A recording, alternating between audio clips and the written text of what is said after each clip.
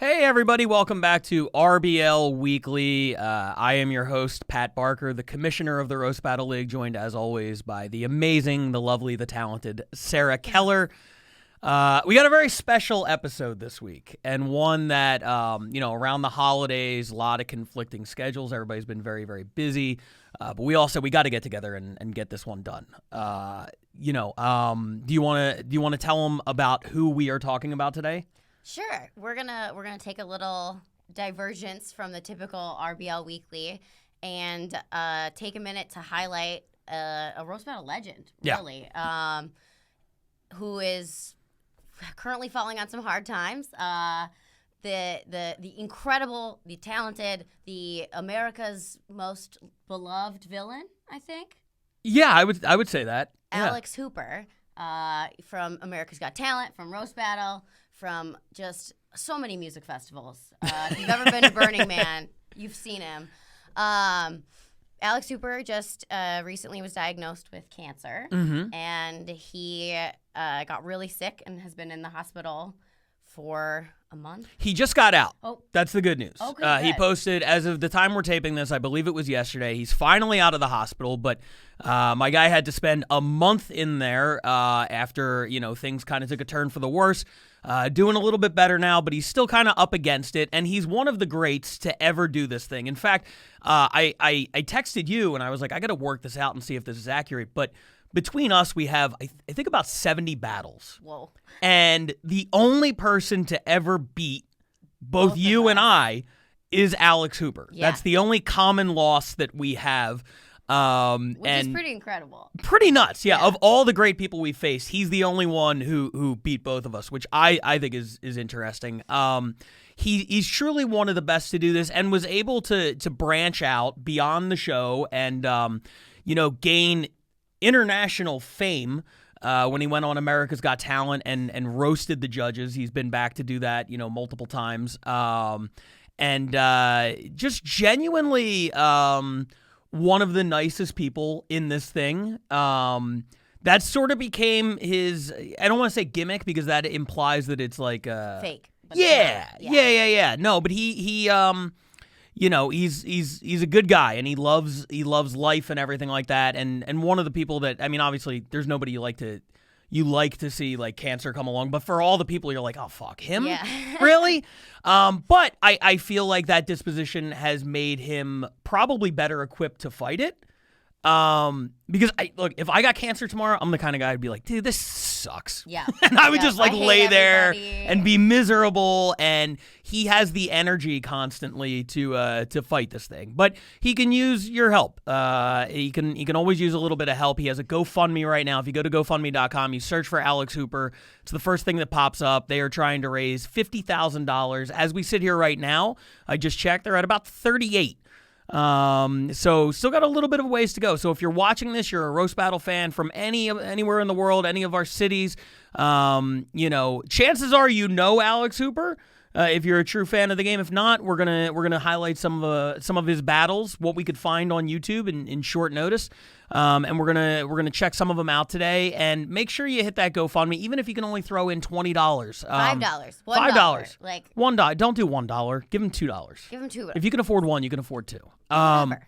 But yeah, whatever you can afford to give would be greatly, greatly appreciated, I'm sure, by Alex. We were able to pull together as the Roast Battle community and throw him a little bit of money. And hopefully we can raise a little bit more this way because truly good guy, one of the people who really deserves it. Yeah. I think we just wanted to try to get the word out there even more so that hopefully he can get some much needed financial help because I don't know if you guys know this, but we have a healthcare problem in the United States. I hadn't heard. Tell me more. I just wanted to make this political also. Yeah. But, okay, bummer stuff out of the way. If he was in Canada, he'd be cured by now. Yeah. Fucking America. My God. I didn't mean that. Am I right, people? Our fans in London and Tokyo are like, what's what? cancer? What even is that? Hilarious. Yeah, you just go in for a routine checkup and they, wipe it out somehow. That's what I've been led to believe happens in other corners of the world. Maybe Alex needs to eat more fish and chips. That's probably it. A lack of fish and chips. Yep. Let's talk a little bit. Well, let's watch a battle first. And we're starting in an interesting place. So during the pandemic, 2020 comes along, the world gets shut down, the Comedy Store gets shut down. We don't know about the future of Roast Battle, but Brian Moses decides, hey, we got to do something. We got to try to like give people something to watch, something entertaining. And we did this series of, I believe they were called Friday Night Fights. And it was a concept that was too weird for me. Yeah. Did you ever participate in those? No. So the idea is every week we would take 2 roast battlers and we would invite them to a secret location. I still don't know where it is. And they would stand 6 feet apart in like a basement somewhere with Moses on the other side of the room, and they would battle in front of nobody except for Moses, and Jeff Ross would judge from his house via Zoom. Yep. It was a weird time. But we got some of the best battlers to come out and do this. Some of the people that were kind of like, nah, I don't really want to battle, in the belly room anymore. I got too much going on. When the world shut down, they were like, well, let's see if we can make, chicken shit into chicken salad. And, you never heard that before? No. I feel like that's a Minnesota thing. I feel like you would very much a Midwest expression. But making the best of a bad situation, try to do something cool. And Alex did one of those against Doug Fager. And frankly, I have never seen this one. Me neither. So I know we have a couple of clips from it, not a full battle, but I'm excited. Let's see what we got. Let's check it out.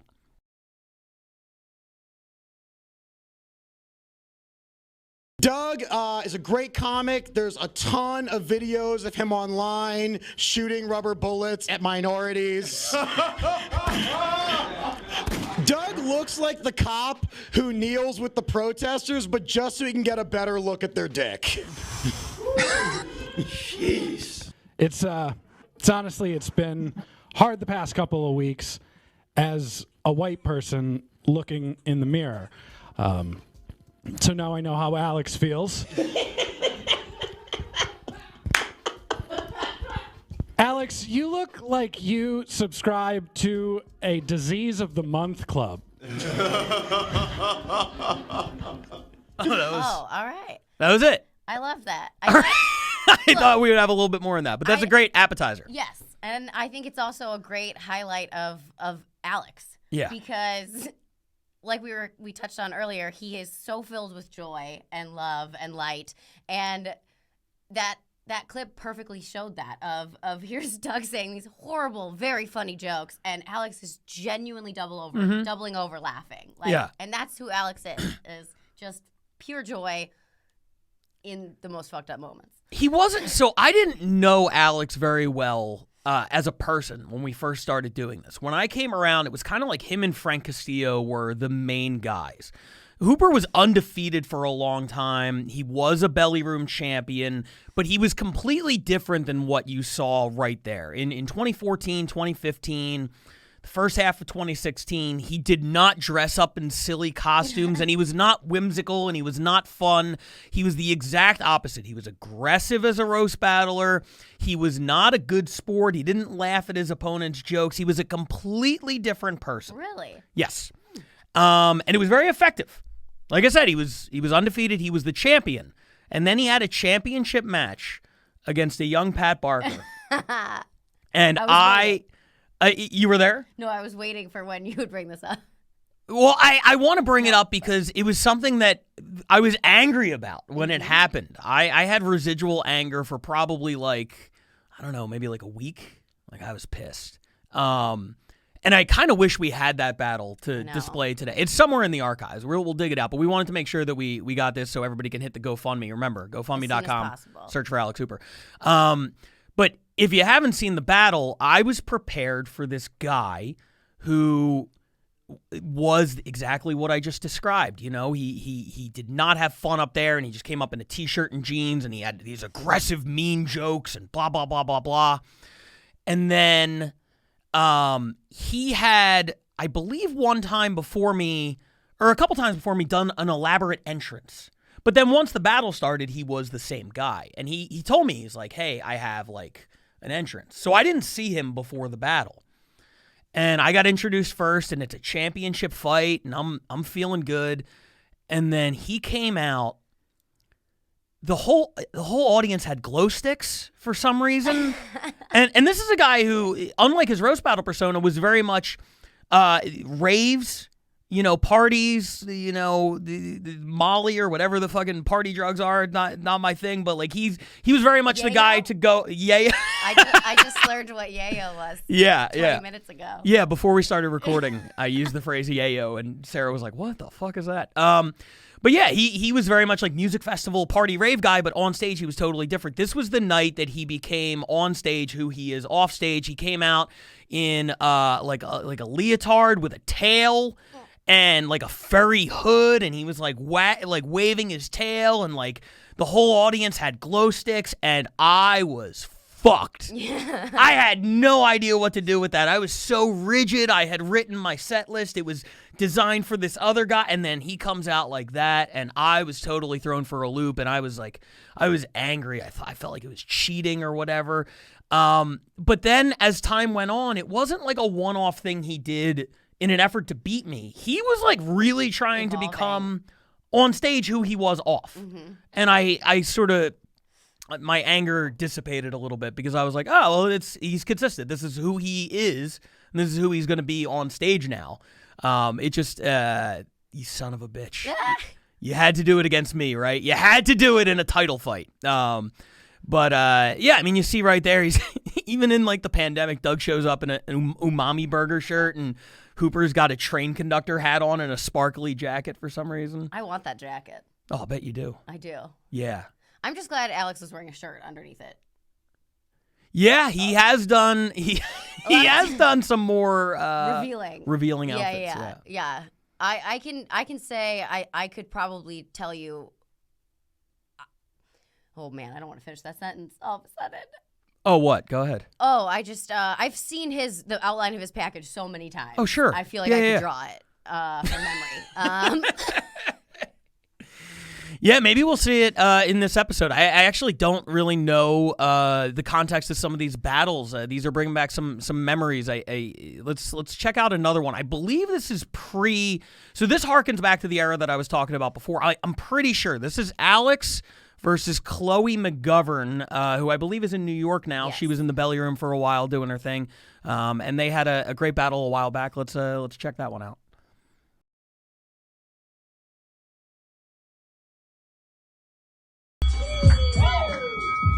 Everyone, let's make this quick. Chloe has school in the morning, and I don't want the rest of her third grade class showing up and realizing their gerbil escaped. Give it up for the reason the Washington Redskins have to change their name. Alex's biggest career accomplishment was publishing a calendar of dogs doing yoga. Only a guy who looks like that can take a look at an animal and be like, I wish its legs would stretch wider. All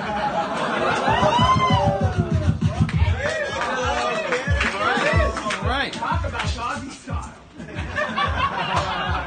Chloe told her family they were white trash, to which her mom responded, hell yeah, we're white. Thank you, the only man squirrels aren't afraid of. We are friends.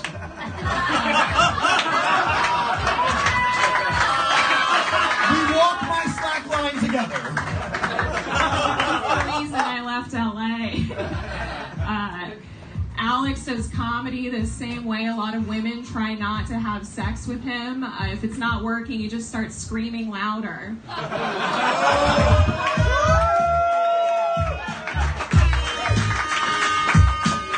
Oh, Chloe, you're almost beautiful. I used to wonder if you were born with that stink face. Then I realized I would look like that too if the Grinch stole all my presents.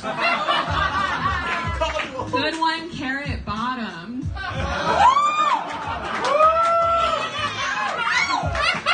Alex, I'm sorry, you are a great guy. Alex always eats pussy and dead rats off the street. Chloe spends a lot of time on her knees, but don't get the wrong idea. She's praying that she will never run out of dicks to suck.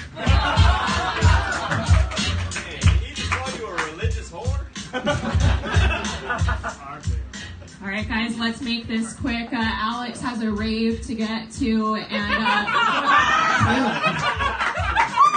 a lot of Molly to do while she's passed out and can't fight back.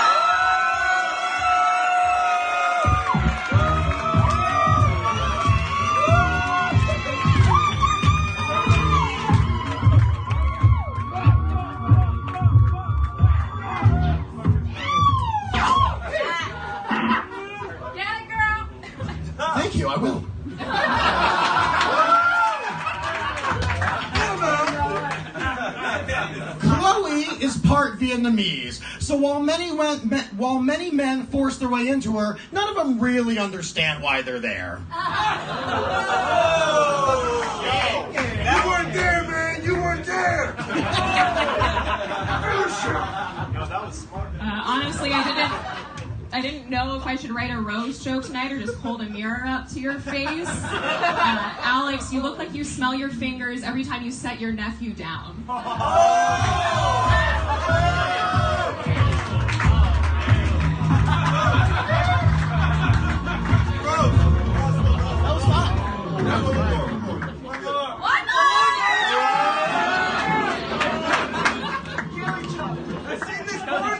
Chloe is such poor white trash. Instead of a train, she has a trailer of guys plow her. Yep, I didn't want to do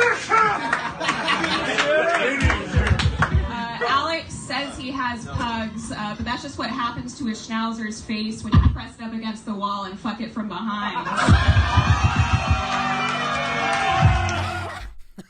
First of all, Yeah. he was not wearing a shirt. I was wrong. I was very wrong. I knew it was an older battle, but like I really thought it was pre-evolution. It was kind of in the middle of his evolution, I feel like, when he was trying to figure out. Yeah. Also, I more just meant he was wearing a shirt and or not wearing a shirt. And Yeah. I literally just said, I'm glad he was wearing a shirt. I did not know he was. I'm glad that he mostly wears shirts now, and that that we switched the camera angle. Like those were some my God. extreme It close-ups was of straight his up nipple the whole time. Yeah, I Just- saw way more under boob than I expected to in that battle. You always expect a little under boob. Sure. What's the show without it? Roast battle under boob. Exactly. I mean, yeah, that was that was I feel like somewhere if you have an Alex Hooper like evolution poster chart, like monkey to man kind of thing, we're like 70% of the way through at this point. We're 70% upright at that point. Yeah. Yeah. And I think that also kind of showed a little bit of what you were talking about with the like aggressiveness, because I think that's part of the reason Chloe got better crowd reactions is especially when you're battling a girl and you're a man. If you come across aggressive, for the audience, it can be a little like, oh gosh, you know, especially when she's, smaller in stature. That being said, you can hear my dumb laugh in that, which is like how I know I've seen these before. 'Cause I can hear my stupid laugh from the back of the room. And Alex's, damn it, Vietnam joke. Oh yeah. I could hear. Very I enjoyed that joke. Very smart. Yeah. He wasn't totally connecting with the crowd on that one. I think that's kind of like a risky ride, and a risk that he was happy to take, by the way. The funny thing is, the beginning stages of Alex Hooper, like I said, he couldn't lose. He was like undefeated. And then he came out and he caught me by surprise in our battle, and he got this amazing crowd reaction and everything. And then his win-loss record, I feel like, has been worse since he made this sort of like transition. But he's clearly like more comfortable on stage. This is who he actually is, and he doesn't care about the wins and the losses and anymore. having way much more fun. Yeah, definitely. Like, way Definitely. more fun. But I feel like this was kind of like when he was trying to figure it out. Our next battle that we're going to get to is Alex Hooper at peak performance in my mind. So there was an interesting time frame where rap battles and roast battles kind of collided. Yeah. Pre-digits. Yeah, I feel like Digits was kind of the tail end of that. But you're right. This was pre-Digits where we had. No, I believe this is actually from the same event where Digits debuted. We had a special event, yes, where it was roast battle versus rap battle. And there are a couple guys in the scene who hang out and they love roast battle, and they also exist in the rap battle world, and they said, let's get together and let's do this thing. And they brought in some of their favorite rap battlers to sort of make the jump onto roast battle, and the only one who really survived that was Digits, who's become like this international phenomenon. Everybody else kind of showed up and they were like, okay, I tried it. It was, maybe they did one or two and then they kind of moved on and did their thing. One of the rap battlers was a guy named Uno Lavos, and I believe I helped book this card, and I remember going to roast battlers and saying, hey, do you want to battle against a rapper? And everybody was sort of lukewarm about the idea. Because it's like, I don't know what to expect. I think it was one of those things where, like, what do I have to gain? I actually think I was supposed to battle Uno Lavos. Really? And then I couldn't for some reason. Wow. So maybe this was originally supposed to be you, and Hooper stepped in. I don't know. I remember I was supposed to battle somebody, and something came up where I couldn't do it. And it was like, 3-4 weeks before it. Like, Yeah. But I feel like it was Alex, and Alex like stepped in to help out. That makes sense, but it also speaks to what I was saying a minute ago, where he no longer cared about his wins and losses. Yep. Because I think for a lot of people, this was very much if they've been around the block with Roast Battle and they care about their record and all that, they're like, what do I have to gain? If I lose, it's an embarrassing loss to somebody who's never done this before. Yep. And if I win, who cares? I beat up on somebody who's never done this before. And it was a really hard sell. And then Hooper was the guy who had the resume, former champ, all this stuff, and he's just like, yeah, sure, sounds like fun. Let's do it. Which I wish more people, myself included, had that attitude about different things. But everybody's so protective about shit, and he was just like, yeah, let's do it. It sounds like fun. And he really had so much fun with this battle and did some special stuff. And I haven't watched it since the day it happened, but I remember it, and I'm excited to see it again. Can't wait. So let's without further ado, let's check it out.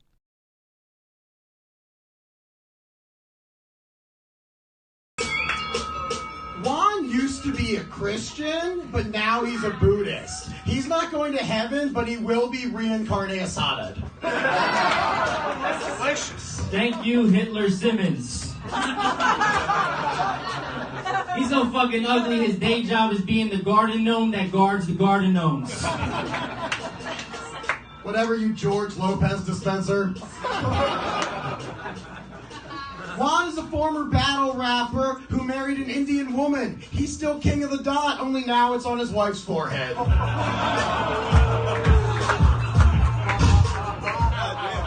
Thank you, Nacho Liberal. You have a comedy album called Pugs, Hugs, and Drugs, which is the exact 3-step program he uses before he roofies a little child and molests them. It works. Between the mustache and the pugs, it's pretty easy. Last one. This man has 2 baby mamas. Yo, you can't even wrap your own dick. The only thing that's apparent is how shitty you are at being a parent. No wonder you quit hip-hop. You couldn't win a custody battle.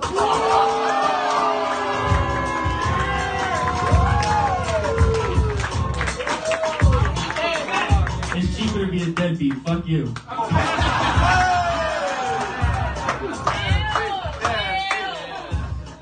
So, speaking of children, you're been in a relationship for about 4 years now. 10. They had a miscarriage before. Makes sense why they don't like Tupac, because even Brenda had a baby. I don't get that. Let's rap. If you had one shot, Hang on. one Let me opportunity. clear my throat because I'm about to spit. Because unlike this man, I can give my lady more than just the tip.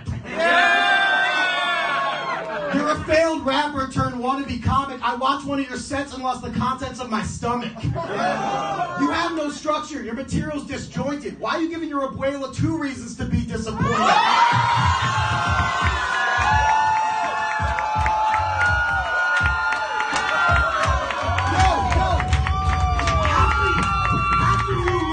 After you lose, you're getting sent south of the border. Not Mexico, I mean Taco Bell, bitch. Take my order.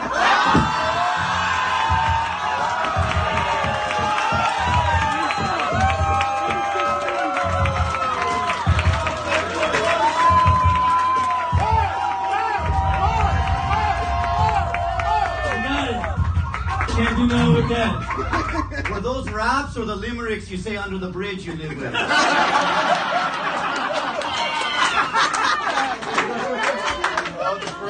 Three riddles. I'm excited for this. Oh, you know. Come on, do it. Hit me, I'll man. do it. Hit me. Alright, cool. He looks like a social studies substitute. Come on, my friend. Okay. Enough of the suicide bomber shit now. Tenure. Alex! What the fuck? Just vomit on his sweater already. Mom's spaghetti. I'm nervous on the outside, but inside I'm calling ready. Come on, dude, run with it! Run with it!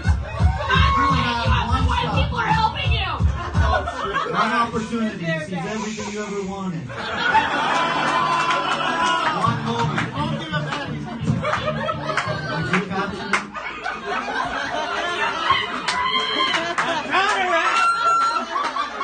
Or just let it slip? Come on, look. I hope your mother dies of AIDS. Fuck tomorrow, try today.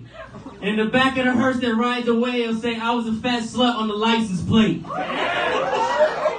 You want to come against me? Just like Louis C.K., I know you be jerking. You white motherfucker, your dad and your brother are the same person. Let's go! Show your kids again. Anyway. I'm not ready to breastfeed you. Your mom got a fake leg with real toenails. Your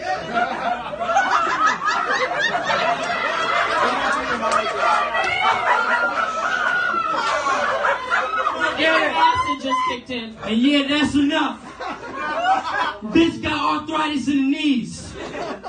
Bitch taking shit standing up.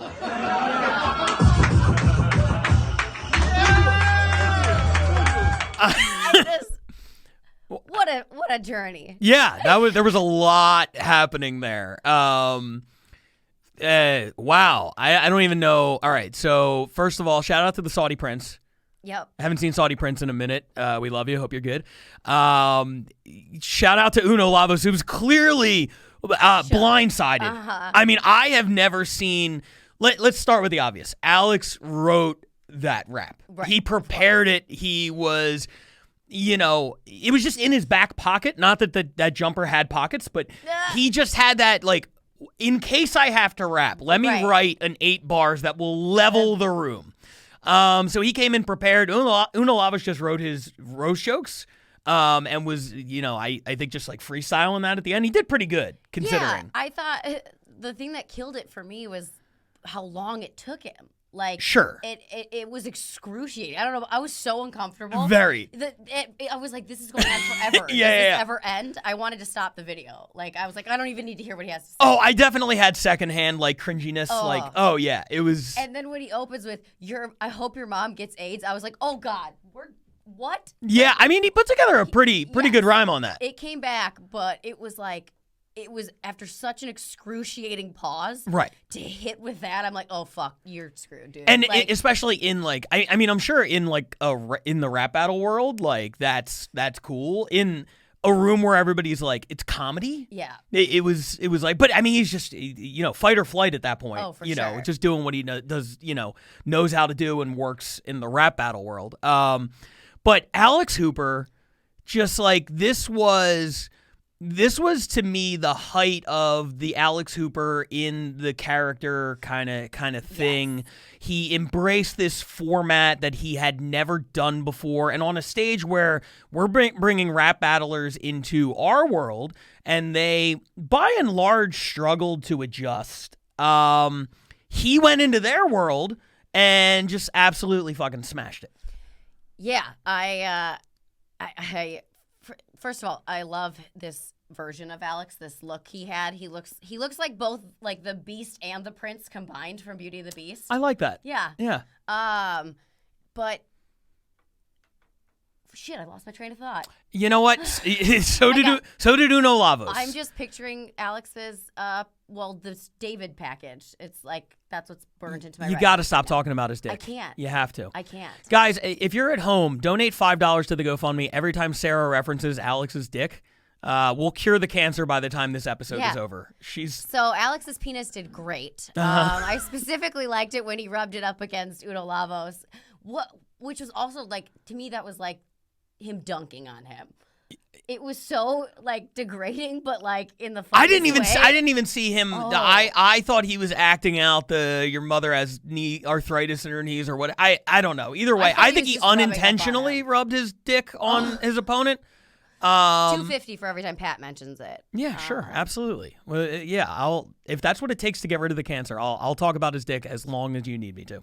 But no, I mean, just so fucking fun. I remember being there for that, and just like one of those moments in the 10-year history of the Belly Room roast battle where it just like the whole room just absolutely explodes. And his performance in the regular battle was great incredible. too. I mean, he was clearly dominating that thing.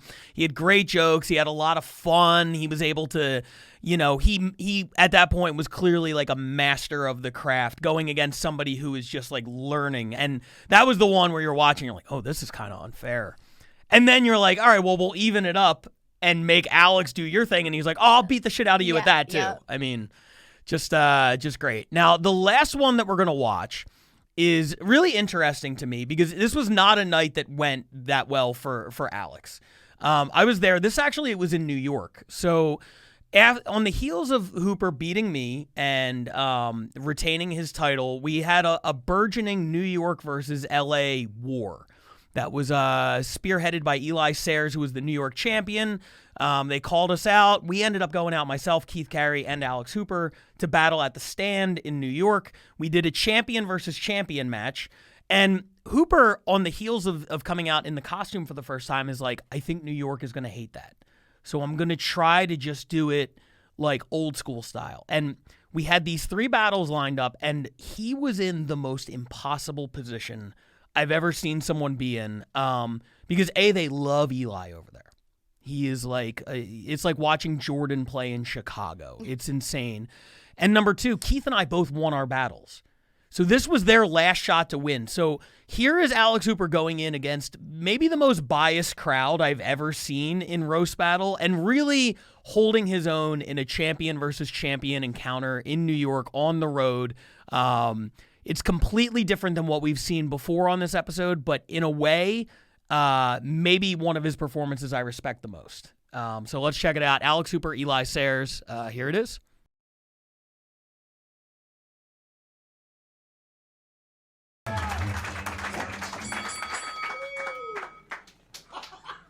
Eli, you solidified batch of amniotic fluids. You are so weak. You look like a man who understands why his wife beats him. Alex is from LA. I like you, man. You're pretty funny for an actor. Coming from a guitar comic, that's pretty good. You have a Hollywood star. A star comes up on your house if you Google sex offenders in Hollywood.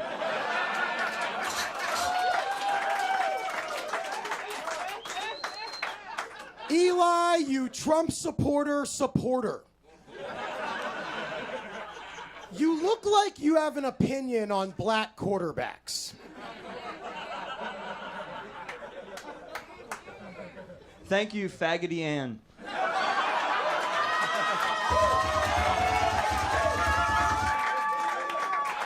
Alex, you remind me of a person on an evolutionary chart. Not just because you look like a monkey, but because you can be found naked in elementary schools.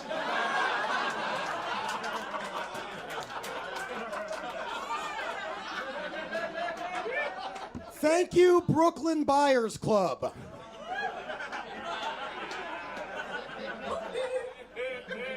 Eli is so unhealthy, the last time he gave blood, they had to immediately put it back. Alex, you stillborn Mufasa.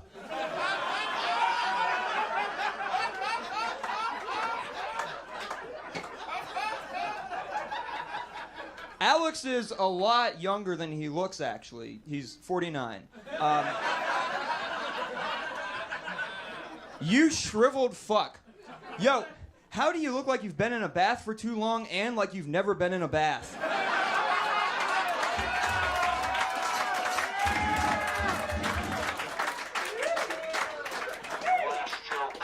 Eli, you dilapidated string bean.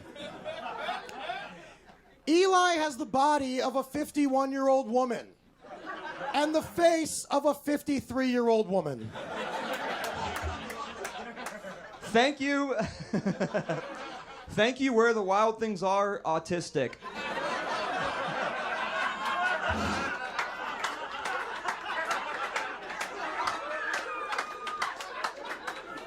Alex,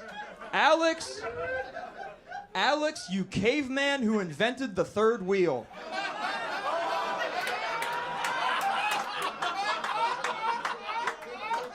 Alex, you look like if a pedophile had sex with children.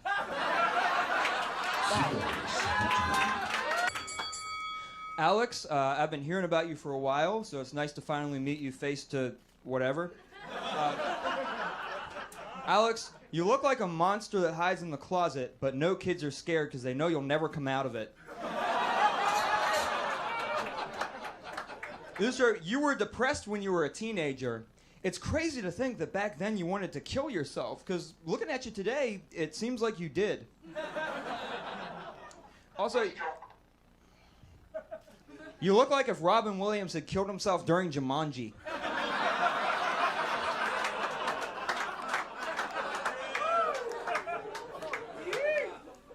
Let's talk about religion, since Eli looks like he got a scholarship from the Westboro Baptist Church. Eli is a Mennonite, but he recently converted to Mormon since he was already legally required to knock on his neighbor's doors.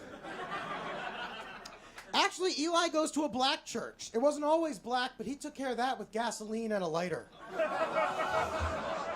You decaying poltergeist. You look so much like a ghost. You're the only spook from Alabama that has white privilege. In the Bible, Eli had 2 sons who were murdered. Eli's parents only have 1 son that they wish was dead.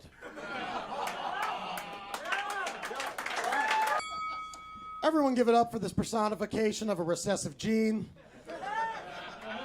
In college, Eli wanted to join a frat. He got naked with a bunch of guys, fucked a pig, then laid on the ground and let the pig suck his dick. Then he started researching how to join a frat.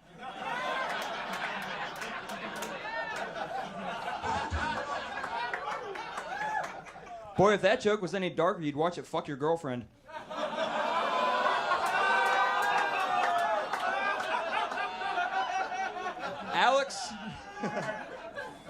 Alex, I joke about you looking weird, but actually you have a child modeling background on your desktop. Again?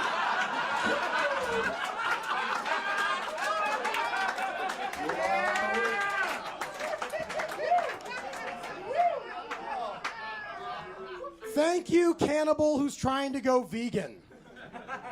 Eli, you look like you get your juice from the dumpster at Planned Parenthood.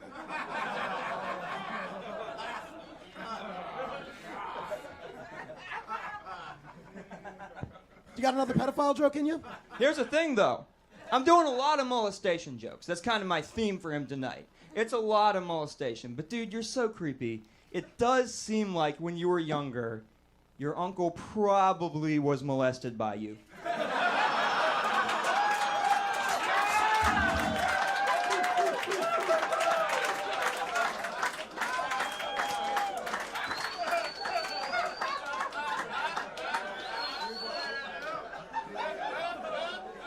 Thank you, whole body pit stain. Eli goes to Burning Man. That's when his local church gets together to light the town queer on fire. Put me out! You already are out, motherfucker! That was a good one, Beverly Hills Have Eyes.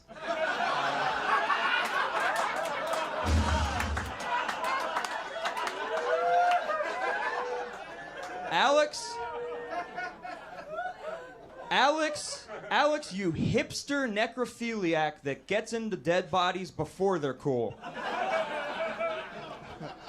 This is actually true. Alex's grandmother did a one-woman show when she was 90. In case you missed it, it looked exactly like this.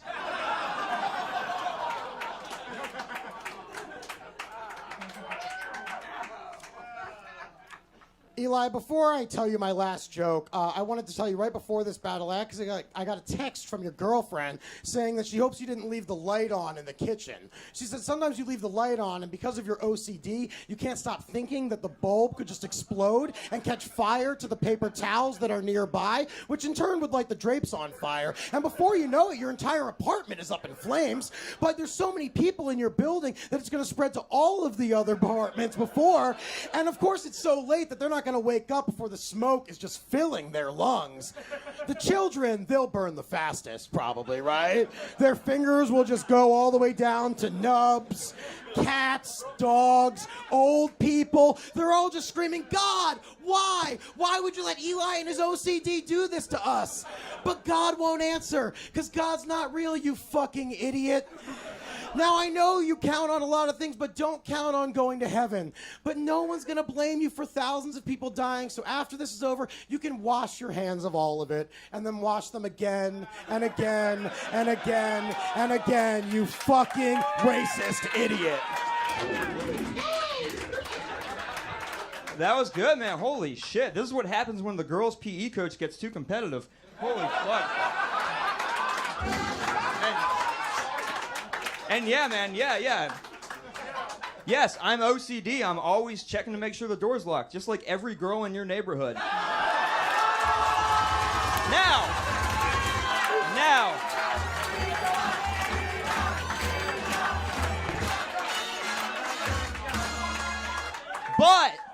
But that was a good one, Miss Frizzle from the Magic Short Bus.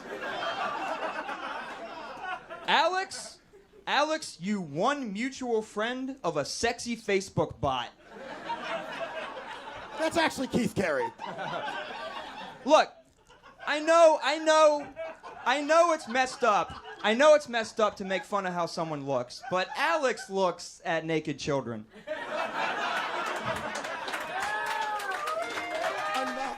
Oh, man. I mean, I have to just say, first of all, Eli perfectly showed why you shouldn't try to follow your own amazing comeback. Mm-hmm. The room went from full-blown explosion to... Right. Yeah.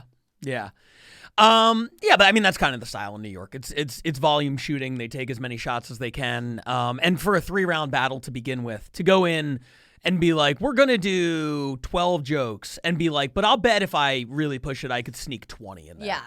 It's, maybe diminishing returns sometimes. I sometimes as a performer, I miss the 3-round battle, but as a viewer, I watch that and I'm like, that was a fucking marathon to get through in the new era of the 5-joke battles. What this battle didn't show, what it did show was all 300 jokes. What it didn't show was, before it even started, the crowd chanting Eli's name as he walked to the stage. What it didn't show was Alex Hooper looking at me and Keith and being like, I have no shot at winning this thing. And us knowing he was right. There was no way LA was going to go 3-0. And you could see it kind of. And one thing I have to give Eli credit for is Eli's reaction to Alex's jokes, and Eli laughing at them, I think did open the crowd up a little bit. As it went on, I think they became more and more receptive to Hooper. But there was no way they were going to let him. I mean, you saw in the first round, his jokes were being met with they were being stonewalled by the crowd. And then Eli, who I think is brilliant, who I do think is truly one of the best to ever do this, with some of his little jabs, they were reacting like they were haymaker right hands. The crowd was very much decided from the beginning. But for Hooper to stay in there and win them over, and his closing joke about the OCD, the children, they'll burn the fastest. That one joke made both of us laugh out loud 4 or 5 times. Yeah, and to go into New York and try to do their style, and to open that round with the whole thing about fucking a pig and the frat, and then the long OCD joke and everything like that. He took all these risks and put up, again, one of the best Alex Hooper performances I've ever seen, given the circumstances and the environment. I think having you say all that, I wasn't there, so I didn't know about the chanting. The fact that he did as well as he did is incredible. Because I know it's skewed because the audio is different, but the laughter, like Alex got really good laughs. He did. A lot. He did. I think that just shows how incredible he is, and the fact that he could still be up there having fun and throwing it back at Eli and like having those off the cuff moments in a situation where you know you're gonna lose. Like it's hard to stay focused when that's happening. And in a situation where, and look, we've all been guilty of this. I feel like at times it starts when you're battling somebody, and it all depends on how the battle's going, how the crowd is reacting. I've been in battles where I get 5 miscarriage jokes and it doesn't work and it doesn't bother me at all. Mm-hmm. But then if I'm getting 5 miscarriage jokes and losing, I'm like, another one? Yeah. Really? So Hooper was very clearly getting a little bit flustered by the fact that Eli was making a lot of the same kind of jokes repeatedly and they were all working. And I understand that because I've been on that side of things. But it didn't let it affect like his performance. Like you could see in the moment he was very frustrated by it, but he stayed in the pocket, he did his thing, and he put up really, it's a way closer battle on tape than it felt in the room. In the room, you're like, oh my God, Eli is ascending to another level of joke telling, my God. And then you watch it back, you're like, I don't know, that was close. That was a 10-9 round, either way. Yeah, I thought it was pretty even watching it back. Yeah, that was pretty even, but there was no way that he was going to win, but he did the absolute best he could. And I think in a way, losing the title and freeing himself of being like the guy let him do all the other stuff that he wanted to do, because at that point he didn't care, like I said before, about the wins and losses and anything like that. It was like, good, get this fucking thing away from me so I don't have to be like the top guy, and now I can go battle a battle rapper and write bars about like burritos and abuelas, and that's what I want to do. I just want to have fun, and he's just been having fun ever since. That was the last battle where I saw him like actually trying to win. After that, it was like, I'm just going to go put on a show. Put on a unitard and dance around. Exactly. I loved it. Exactly. And I can't wait until he's back doing that again. And hopefully it's going to be soon. It could be sooner if you guys go to GoFundMe.com and search for Alex Hooper. And there was no penis in this battle, so no. But she said it again. Whatsoever. She said it again. So no throw Alex another Hooper. couple dollars in there regardless. I had to throw it in at the end. Yeah, of course. This was a lot of fun going back, looking at some old footage and everything like that, and celebrating one of the best to ever do it, one of the true personalities in roast battle who thought outside the box and did something different, and I can't wait until he's back doing it again. So thanks for joining us this week. We'll be back to our normal format next time. Until then, GoFundMe.com, search for Alex Hooper, and help him beat this thing. I'm Pat Barker. Sarah Keller. And thanks for tuning in. We'll see you guys next week.